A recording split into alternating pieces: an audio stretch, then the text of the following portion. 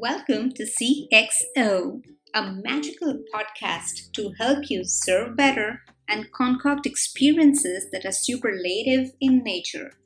I'm your host, Supriya Sharma, bringing to you in each episode didactic nuggets so you can get inspired to sprinkle stardust in your company, your home, and the community on the whole.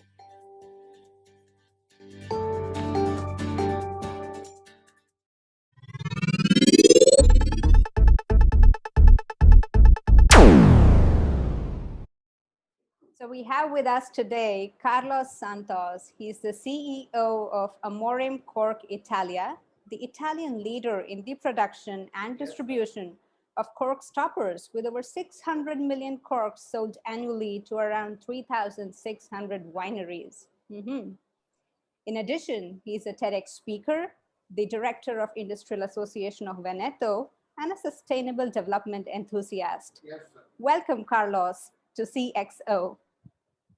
Thank you, Supriya. Hello, everybody. So, Carlos, we often hear that customers' perception is your reality. That's an often quoted adage in the world of business. What do you think about it? Do you really think that the customer's perception is a company's reality? Of course, that is very important. I think that the success of a company is made of details. And these details are connected with the way, the philosophy you have in your business, you have with your people, you have with the population, the society where you are integrated. So I think that our model, our business model is based in many aspects that most of the companies, they don't take care. And I think that our success is due to that, to the fact that we take care of many things at the same time. So what is your recommendation for other businesses on how can they make use of this philosophy to their advantage, to provide an experience to their customers which is memorable, something that makes their customers come back to them again and again? Well, first of all, I think that you need to manage happy people, okay?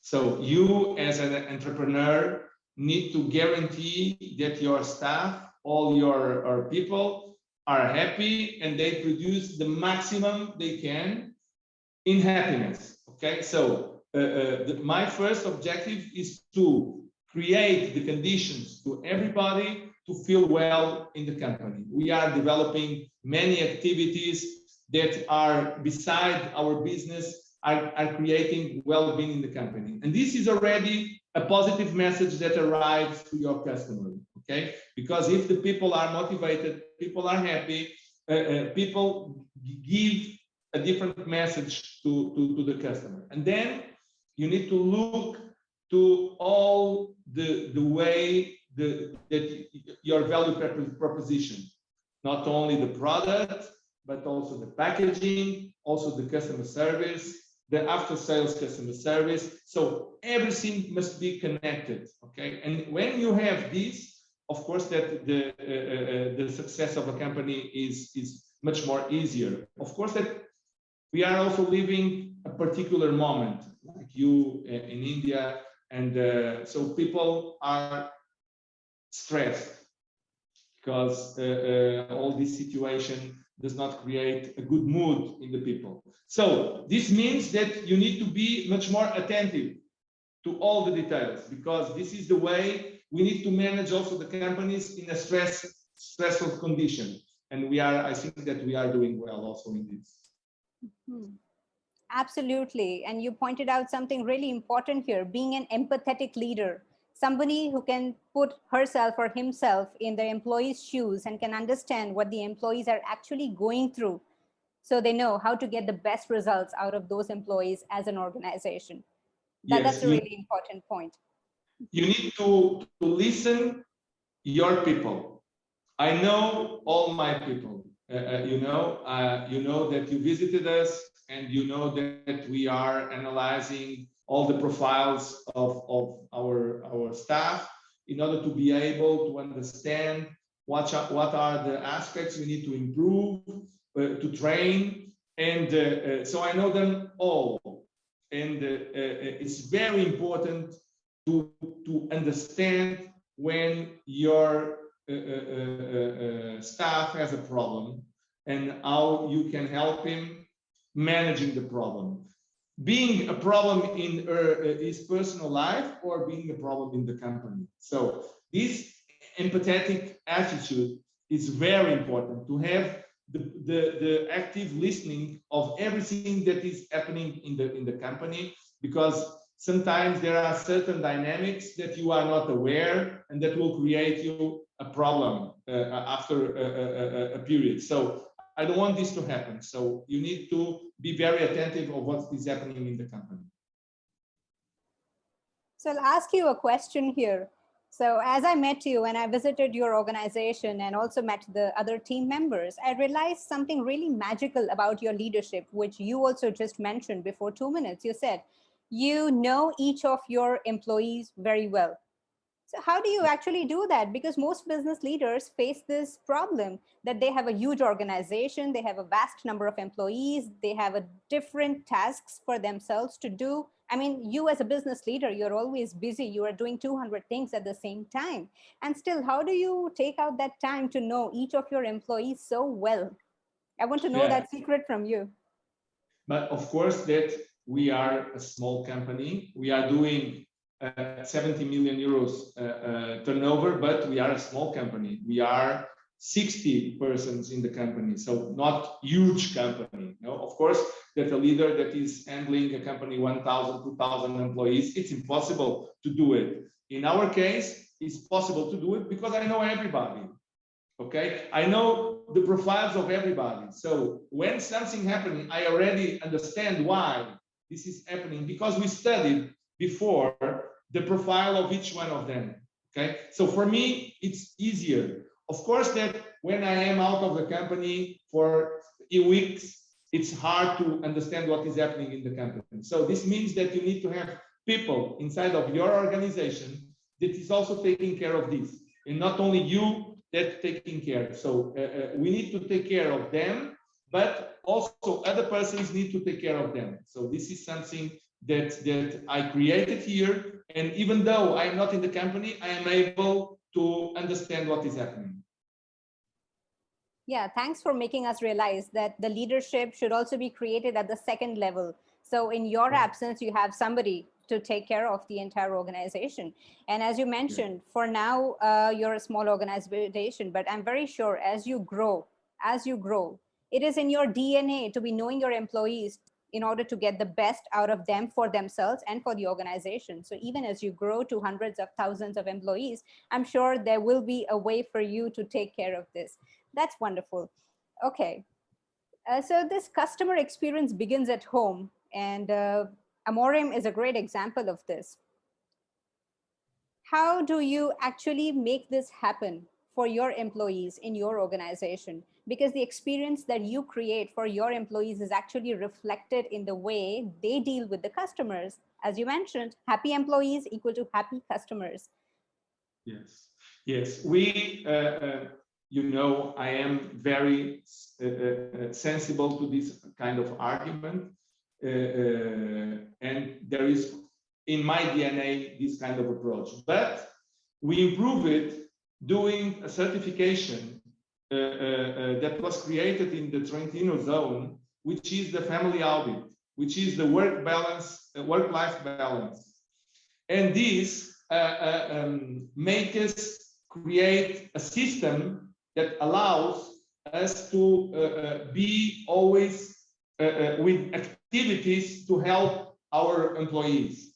I give you, we create at that time 14 measures of work-life balance. But now we are already in 17 activities to link this life with the work. For example, we bought now bicycles for everybody to go and for lunchtime, instead of using the car, using the bicycles that the company gives to them. We now introduce the biological fruit in the company free of charge to everybody. So when you are going, you have your coffee, you can have an apple, a pear, a strawberry, and everything is free for them. We give them the free lunch to everybody.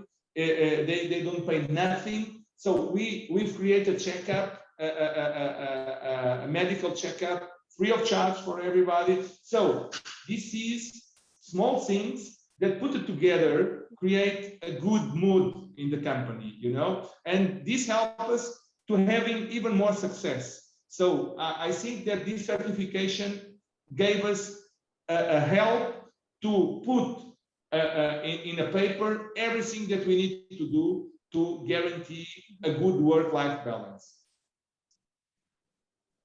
Absolutely. Healthy employees are more productive. Yes. And I especially love that cycling part, that we have cycles for all the employees to go for the lunch and otherwise also. Interesting, very interesting. Another sustainability initiative of Amorim, I suppose. Of course. Okay. So, Carlos, what do you think is the role of senior leadership in creating a customer service vision that then trickles down from top to bottom? Because I hope you would agree that if we are trying to go bottom up in case of implementing a customer service vision, it's not going to be so easy because it requires the involvement of senior leadership in order to make sure that everyone in the organization understands what customers mean to them and what their customer service vision is. So each and every employee, whether they are from the accounts department or they are from sales or they're from customer service or manufacturing, any part of the organization, they know how they are contributing to the success of the customer. So let us know, what is the role of senior leadership in creating a customer service vision that actually trickles down and works? Yes, so I always say that you need to lead by the example, okay? You need to be an inspiration to your leaders and to the people that is working in the company. So I think that the first thing is that you need to be the example for everybody. And if they see a good example in you, they will tend to replicate this towards all the others. So we have everybody is leading something in the company. Everybody. It's not that there are execution persons and leader persons. Everybody are handling projects, are leading projects. So if you have an attitude with everybody that is coherent, that is friendly, that is attentive, all the others will follow the same way. But if you are a leader that is imposing things, that you are not dealing with people, that you are not looking into the eyes, so they will do the same thing. So I think that you must be the example in the company. Because if you are the example, and if you are a good example, everybody will follow you. So I think that my kind of leadership is leading by the example. I am the person that probably works more in the company. Okay? So this means that everybody knows that they need to work as I work. Okay? And I am the person that speaks with everybody. I don't want people to treat me like a superior guy. I want them to treat me at the equal level. They can enter in my office, they can speak with me, even the worker in the production, no problem. My office is always open. And this kind of behavior helps everybody to express themselves as we were friends, okay? And this helped to create a good feeling in the company, okay? And I think that is my secret, leading by the example. Sure. Having an open door policy that enhances communication between the entire team within an organization is definitely helpful. And it's great that you're able to implement it and execute it. And it actually shows in the results. So do you really think, I will put the question straight forward to you, do you really think this is more efficient than other growth strategies? A strategy which is based on being a customer-centric organization, you think it is really more practically, I'm asking, practically, is it more efficient than other growth strategies?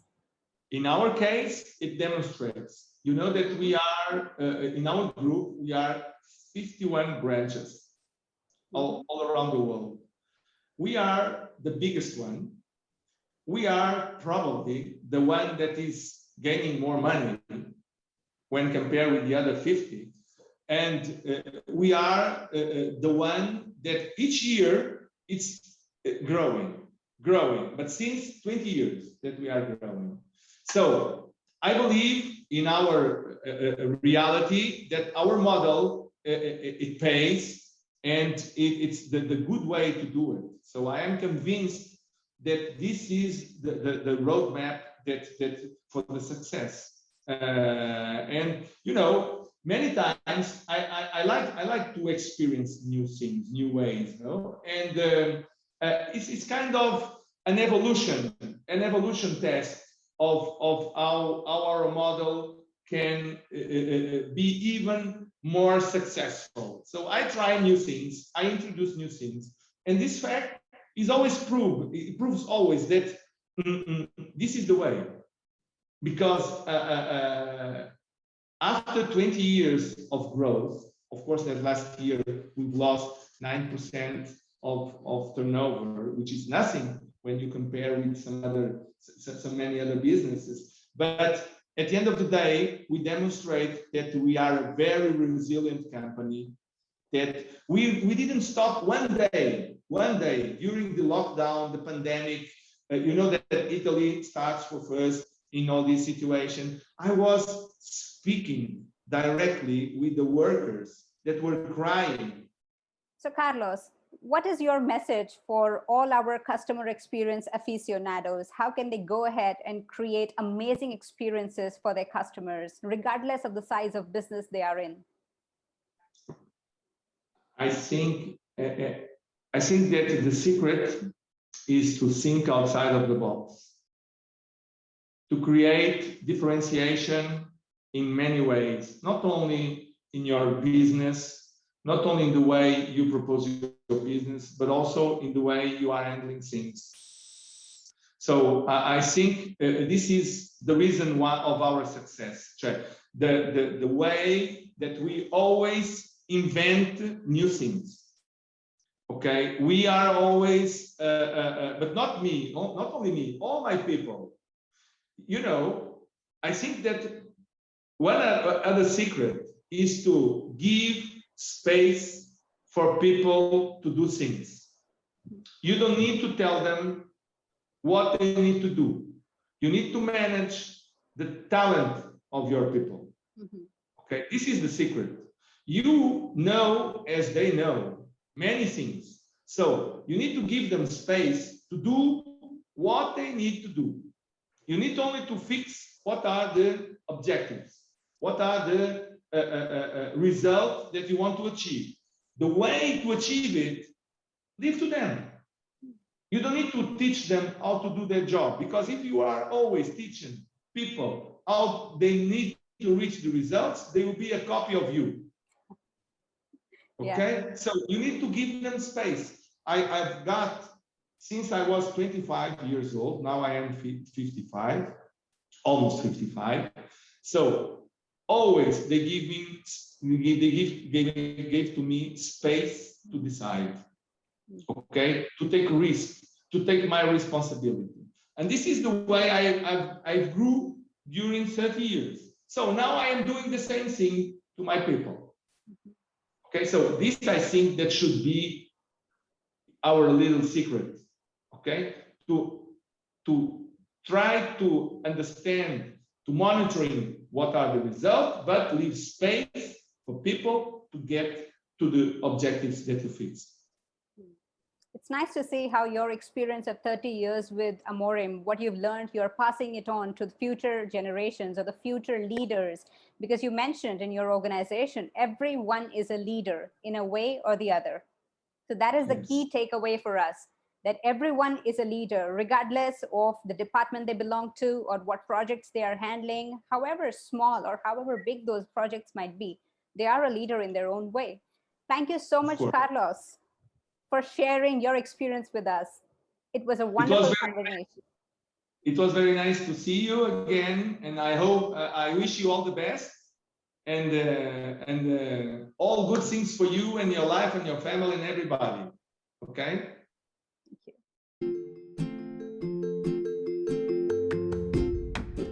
Thanks for listening to CXO with your host, Supriya. I hope you enjoyed a dive into the nitty-gritty of customer experience.